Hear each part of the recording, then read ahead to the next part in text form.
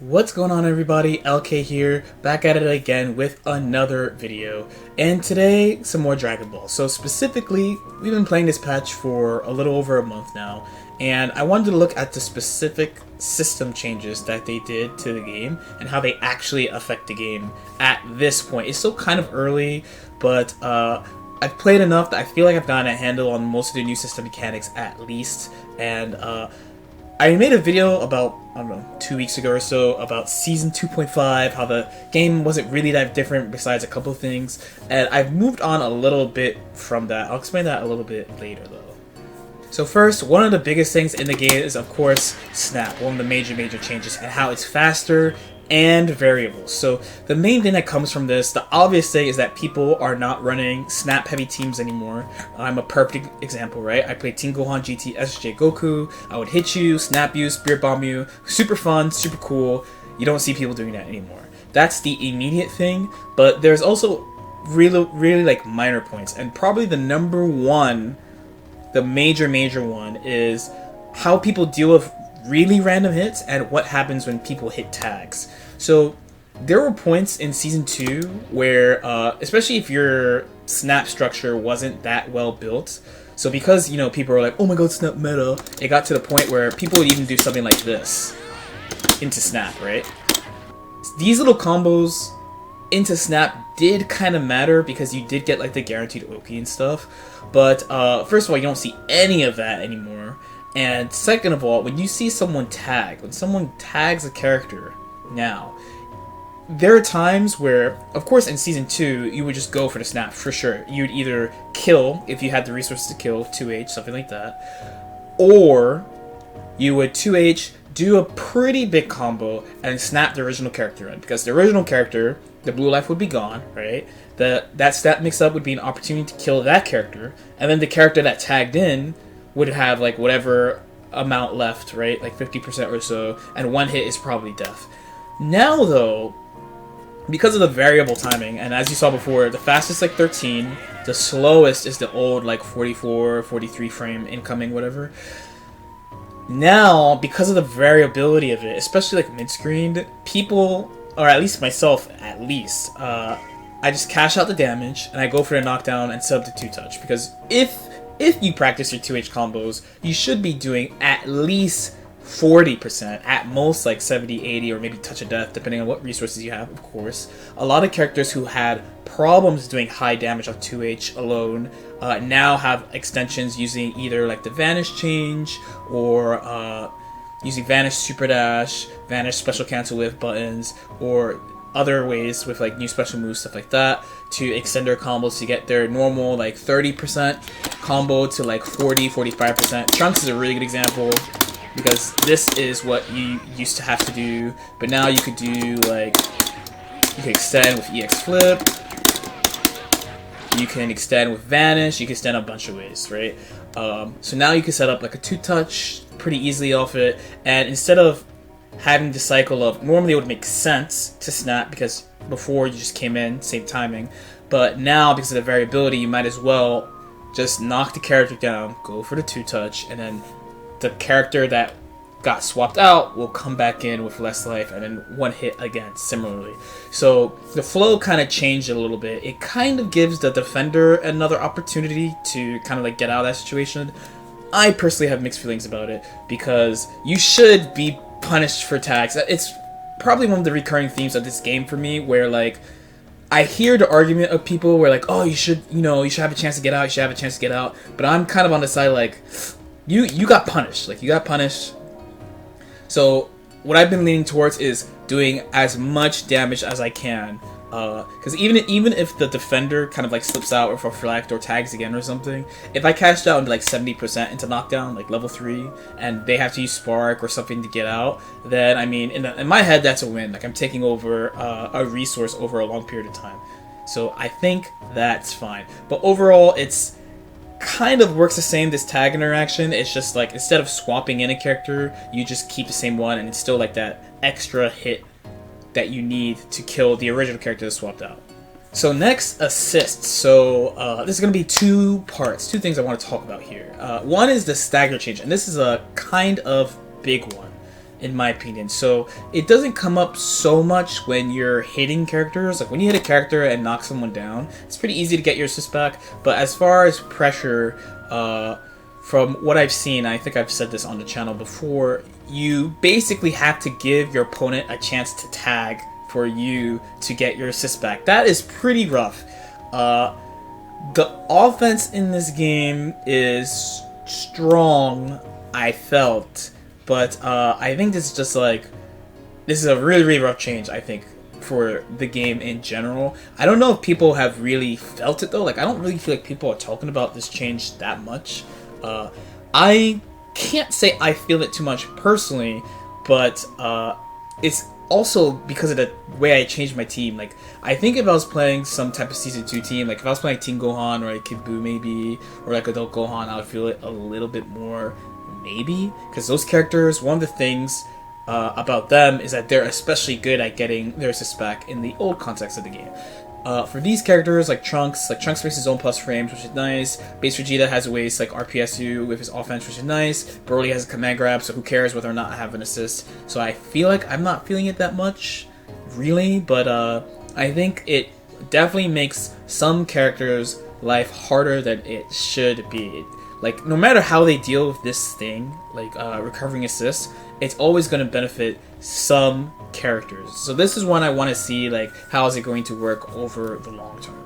The other thing, of course, is the multiple assists, and this is probably the thing that has affected the game directly the most overall, and I think it's a very good change. The multiple assists, right? So everyone's trying new stuff. A, B, C assists. Everyone's trying new stuff. C assist, I'm kind of still in the middle. I think they are very, you can use them. They are viable. Not all of them. Basically, in my head, it's either like something that controls a lot of the screen, something that tracks easily, and something that has a lot of frame advantage. Because, yeah, the cooldown is really, really long. You can get around it with DHC, but overall, it's, I think, just that type specifically would be viable. Of course, there's no tournaments, unfortunately, and the tournaments I have had the luck to go to before we've all been on lockdown, most people were using their Season 2 teams anyway, so there wasn't really much variance as far as the assists went. So next, Limit Break. So Limit Break is one that when Season 3 dropped, a bunch of people were like, man, this is a problem. Now I don't think people talk about it that much anymore. I have basically been thinking of this as a second sparking, like a mini sparking. So you have a potential of getting a maximum of 3 sparkings in a Dragon Ball match, which I think is kind of nuts. So one is you have the immediate sparking, you have the shining icon right there. 2 is the second sparking you can get from summoning Shenron, which is really rare. And 3 is the Limit Break, because Limit Break shares some, not all, but some of Sparking's mechanics. Limit Break definitely affects the game. I'm not sure if it does specifically what the devs want it to do, like directly.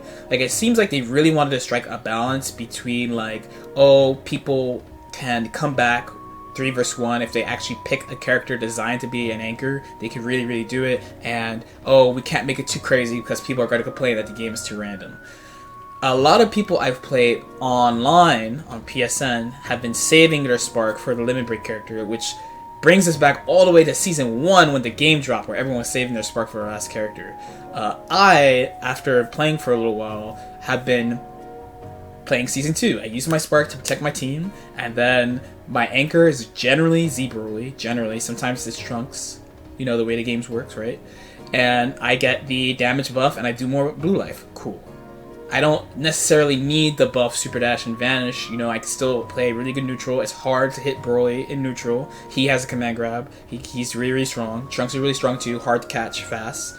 I do 20% more damage. When you save your sparking, you only get a 10% damage boost on top of the sparking. That's how the Limit Break damage buff works.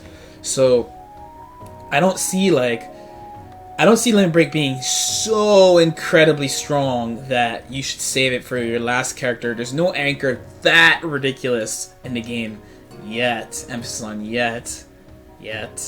But if you think of it as a second sparking, it's like you might as well just use sparking the same way as you did in Season 2, and now you just have a better last character to try to come back with. I think that is the way, or at least that's the way I've been going. It's been pretty successful in my matches so far. So let's see where the game is at in general. So like I mentioned a little bit before, there are no tournaments going on right now for obvious reasons. Everyone hopefully is staying safe, staying at home, staying quarantined. I'm in lockdown too. But at the beginning of March, before things really started to kind of like ramp up, I did get the chance to go to a couple of Dragon Ball tournaments. So it's like end of February, end of March, and most people are using their Season 2 teams. I was already using this team pretty much from day one, so I was like, alright, let's just do it, let's just try it out. You might as well. No risk, right? Like, it's not a big tournament or anything. So we haven't really gotten to see people's Season 3 sauce yet. A lot of people are still kind of experimenting, stuff like that. But as far as like just playing the game, like the game does not really feel that different to play. It just feels like I'm playing against different characters. I do feel like, and as I said earlier, specifically with things like the stagger change, my team just doesn't get hit by it as hard as other teams maybe. There were teams where like Bardock's a really good example of this, Adult Gohan, like I said before, other characters would be like Gotenks and stuff like that, where one of their benefits in the context of previous patches is that they're really good at getting assists back, because, you know, Gotenks has EX hands, Gohan's frame data is really scary, he's got moves that are like 0 on block and stuff that aren't overhead. Bardock's frame data is mad good and he's really scary, and he has plus moves and stuff like that.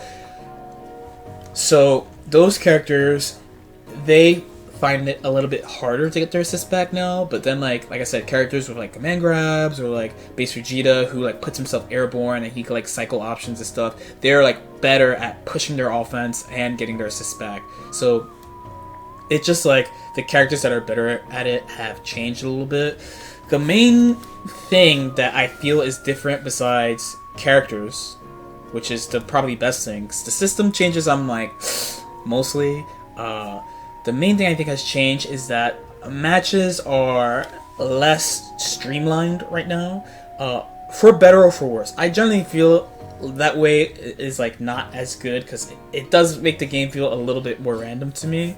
But if you either disliked how Snap worked, and I think it's the Snap people are like a mixed bag. Like, some of them are like, they just don't like that style of Okuzem in any game, or some of them are just first-time Dragon Ball players, first-time fighting game players playing Dragon Ball FighterZ, who are like, man, why do I have to sit through this oppression? Like, I got hit and I'm dying. From my perspective, I'm like, yeah, you got hit, you're dying, but at the moment, at least, I don't feel like the game is super streamlined right now, unless you're doing like mad damage or you have the ability to like build a lot of meters, so you're getting level 3s all the time, which is kind of what I'm going for right now. We will see later this year, hopefully, assuming you all do, because I mean, I'm staying home, so assuming you guys are all, you know, contributing to the social distancing stuff, hopefully we can get some events back in like fall, something like that. So we could see what people have developed over the year. Normally in this time, you know, for example, in my case, I'd be getting called out for like, oh, your combos are whack, or like, man, like, why don't you have this thing set up? But since we're basically stuck in the lab all day, a lot of these things will be developed by the time people can actually like go out and compete in like high stakes events. So I'm really looking forward to that part. Anyway, let me know if you have any questions or comments. Like and subscribe if you feel like it, and I'll see you next time. Peace out.